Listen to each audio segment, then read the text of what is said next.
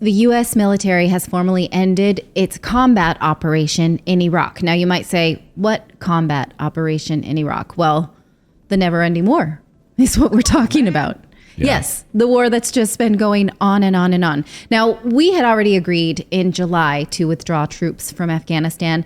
There are still several thousand troops there, and the United States says, even though we are ending conflict there, we're going to keep troops there for the foreseeable future to, what is the word? Advise and advise and assist Iraqi forces. Now, obviously, no one wants a repeat of what happened in Afghanistan.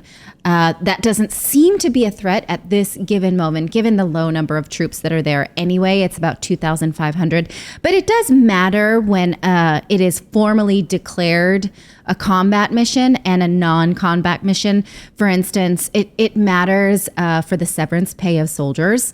You get extra money in your pensions and your military benefits if you were involved in a combat mission. And so now anyone there will not formally be able to claim that they were in a combat mission. So it helps save us some money, but it doesn't actually, future money, right? But it's not really saving any money in terms of the mission right now if we keep the same number of troops there. So mostly it's like it's like, we were on red alert. Now it's down to a less alarming color, I guess is what you could say. Does anyone for a second believe that we are actually not going to be in this region and in these foreign wars? Yes. Hell no. Well, and the thing is, even with the makes sense. Exactly, Judge. The thing is, they tell us we're leaving, and even if there's no troops there, that we still have private military that people this shadow military that nobody they don't listen to us, answer to any government agency, but they stay even if our military leaves. Well, let me ask you a question. So on this being paid, what is it called? Your severance pay or your what is? I'm sorry. The military. Your military benefits. Yeah, your benefits. It's like a pension. So your military pension, but okay. So we never declared war in Iraq, right? So this was we never declared articles of war. The president never signed off on it based on a congressional declaration of war. So we have not declared war since World War II. Give me a minute. No, I'm just saying. So this idea that we've even declared war, we never did it in Vietnam. We didn't declare it in Iraq, Afghanistan. We didn't. We call it America's longest war, right? We call it America's longest war in Afghanistan, 20 years, but we never declared war. So what do we call these things?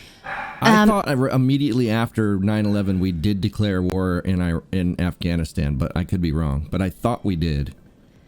I'm going to look this up. I think we gave the president authorization, emergency use authorization. It was wartime authorization but not declare it. We never declared war. You have to file articles of war in Congress, and we never did that. And that's why, if you look at what happened yesterday in Congress, this push right now to repeal the Iraqi war powers that still exist. So this is exactly the war powers you're talking about, David. These Iraqi war powers. And so yesterday, the Senate basically now is hitting a roadblock, and this is a big thing that Senator Tim Kaine wanted to do. He wanted to make sure that we pull back these war powers. This should not be something. Tim Kaine and Todd Young were preparing to celebrate a historic victory this month, repealing 2 outdated war authorizations. But now suddenly we're running up against a debt ceiling and also Joe Biden's spending plan. So it looks like we're not going to be able to do this in this calendar year. So this 1991 authorization that greenlit the Gulf War and the 2002 measure, which preceded the U.S. invasion of Iraq and toppling Saddam Hussein, were just like an emergency youth authorization of war. It was never war powers that were signed technically by Congress. So disability and benefits for soldiers that continue into their retirement are more lenient, and also you can qualify for higher amounts if you were in periods of that were officially declared war. For instance, from December 7th, 1941 through December 31st, 1946, we were officially in World War II. Right. Korean War from 1950 to 1955. If you fought in those wars, you get extra. Vietnam War from August 5th, 1964 through May 7th, 1975. And then finally, the Persian Gulf War was declared August 2nd, 1990 through a date yet to be set by Congress or presidential proclamation. So that war, the Persian Gulf War, formally is still going on. Anyone who has been assigned to those places and been harmed still can claim active combat Pay. assignments. I'm sorry, I'm using all the wrong words. I'm terrible at the military acronyms, but I think I've made my point hopefully clearly. Yeah. Yes. Bottom line is that they don't vote for war. They don't actually declare war, but that you can actually get wartime benefits. Well, we haven't declared an end of war. The Persian Gulf War, by congressional standards, is still open-ended, still going on. So that's, I mean, whatever you think of that, it's very expensive considering, and that you wonder why there's problems at the VA, right? It's expensive because we continue to sort of strap ourselves with these types of, if we never declare it over, we can stay there. Right.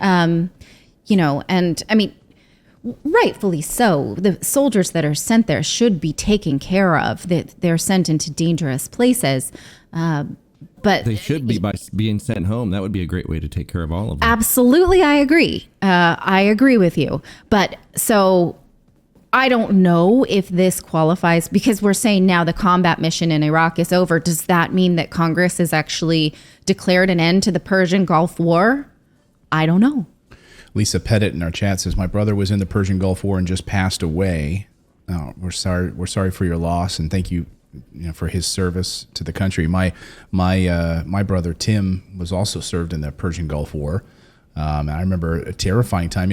Again, come back to the mainstream media. Like, this is when CNN made its money, right? This is when like the bombs over Baghdad, and CNN was officially put on the map at that time. And I remember my brother going in with the Navy SEALs at that time into Baghdad, it was a scary time. We were sending them care packages and stuff. So yeah, I mean, but unbelievable that we're still like waiting on them to repeal those 1991 war powers that they still have. And now because of this deadline for the debt ceiling, we're not going to get to it. But good on Tim Kaine for like trying to push this through. So hopefully maybe by the beginning of the year, we will see this. But does anyone in our chat actually believe for a second that because we declare the war in Iraq is over, that anything is going to change? Like the amount of money that we're sending to the play. I mean, come on, give me a break. It's not going to change anything. It's not going to change anything.